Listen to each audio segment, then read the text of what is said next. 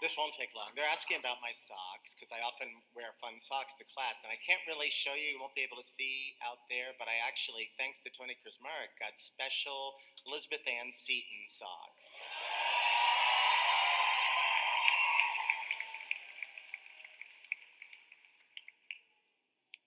Board of Trustees Chair Karen Farmer White, President Finger, Sister Mary Norbert Long, Bishop Kulik, my dear co-workers, and especially the family and friends of the graduates, thank you for supporting the graduates.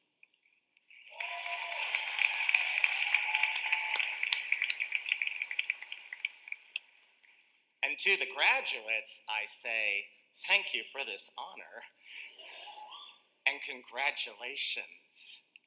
Getting a degree is a ton of work, and you have done it. You know, we often exhort people to strive for excellence. And that's a good goal. Although no one can excel at everything, I am awful at anything resembling a sport. And I'm okay with that. We are called, however, always to try to excel at caring for one another, caring for the common good, caring for creation. That's what I want to talk about, excelling at caring. Now, I must admit that sometimes I don't feel like caring. For instance, generally, I don't mind grocery shopping, but once in a while, it's so crowded, and everyone seems to walk so slowly.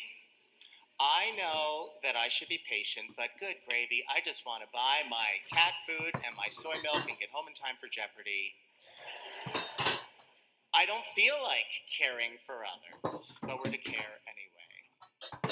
And more seriously, it can be brutal to care for those who are hateful.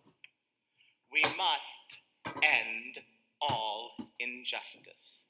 Racism, sexism,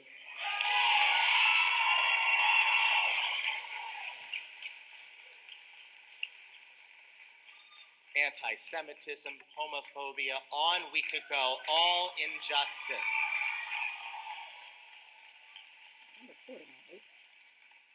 We work toward diversity, equity, and inclusion, and as we do so, we are to respond to hate with love. Dr. King teaches us that hate cannot drive out hate, only love can do that. Now that's way easier said than done, but that is our call. We are called to excel at caring, even when doing so is way easier said than done.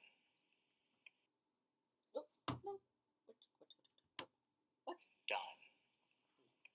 So, I want to share with you two basic truths that help me at least to try to excel at caring for others. Maybe these will be helpful for you as well.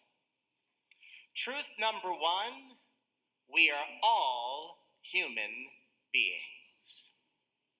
That should be obvious, but many of us are quick to forget that basic truth, especially when we feel anxiety or anger, and when we forget each other's humanity, it is harder for us to care for each other.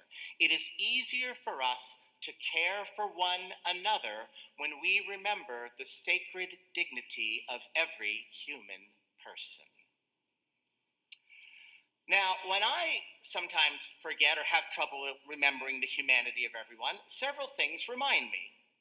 Story exchanges, studying other languages, especialmente español. That's right. The arts, music. So many songs connect us to the humanity of others, like this. Do you know who I am? Do I know who you are? See we one another clearly, do we know who we are?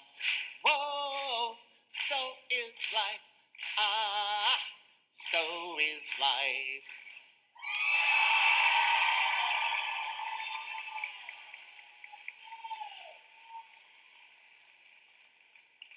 Back at you, good clapping, that was great. We'll take it on the road. Songs like that help me to empathize, to connect. I'm not saying that we can never get upset with people, but we are always to remember that everyone is a human being, including the person who cuts you off in traffic.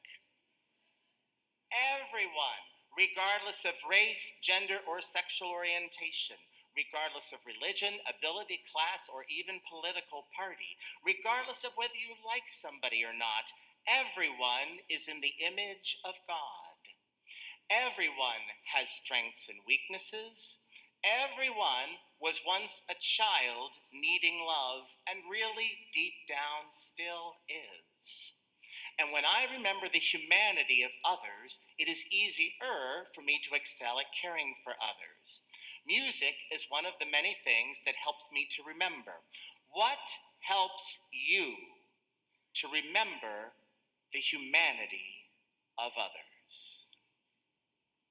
Truth number one, we are all human beings. Truth number two, that helps me at least to try to excel at caring, is this. Caring is almost never flashy. You may have big dreams. Go for them. But remember that most of caring happens not out front, but behind the scenes. Excelling at caring requires us to do those unflashy, behind-the-scenes chores. Washing dishes, changing diapers, cultivating sunflowers, putting aside your phone to give the person in front of you your undivided attention. Those unflashy acts of care may not win us an award or make us rich. They may not even earn us a thank you, but they are where much of the excellence of care resides. Now, again, that truth is sometimes easy for me to forget, especially when I'm busy with tasks that I think are more important. But many times I have received reminders of just how important those small, unflashy words and acts of care are. For instance, on Tuesday, December 21st, 2010, my mother died suddenly. She was 64. I had talked to her Sunday evening. The next morning, she collapsed. A blood clot in every blood vessel in her brain and her brainstem. By Tuesday at 5 a.m.,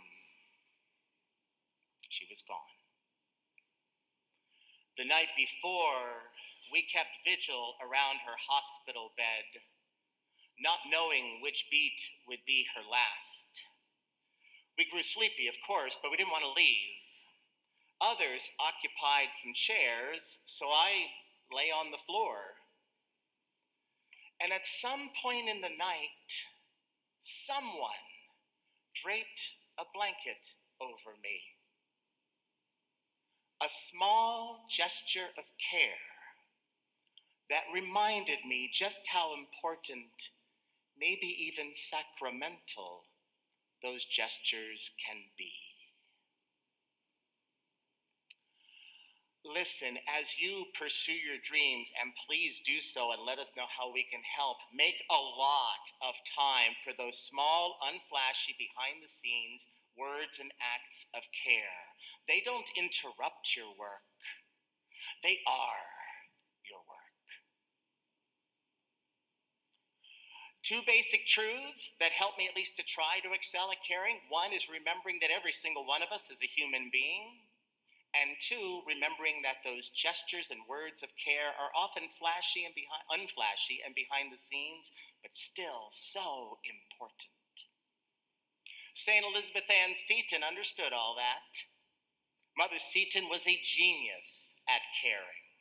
As she grieved her husband William's death and raised her 5 children and founded the Sisters of Charity of St. Joseph, and mourned the deaths of 2 of her daughters, Anna and Rebecca, and tirelessly taught and tended to children year after year, day after day, until her death at age 46, Mother Seton saw the humanity in others. Actually, really, she saw God in others, and she performed countless unglamorous, unflashy words and acts of care that Mother Alois Chalot and the sisters have continued, and that really have been entrusted to you.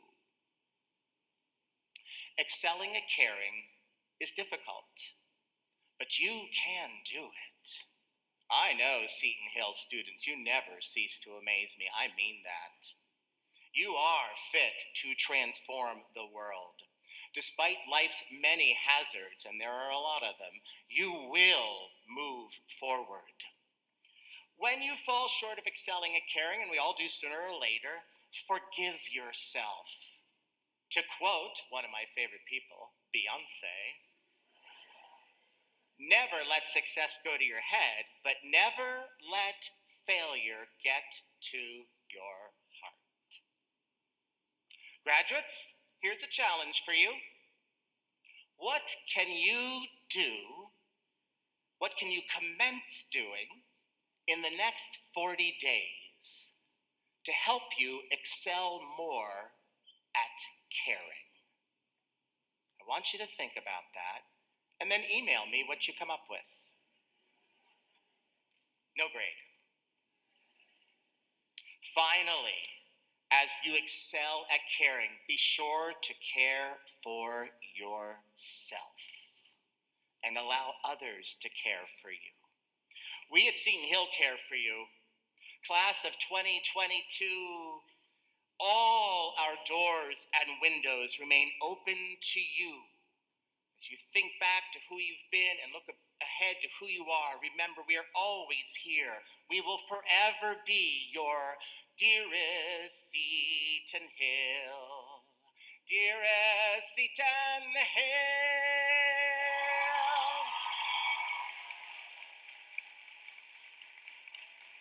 Thank you.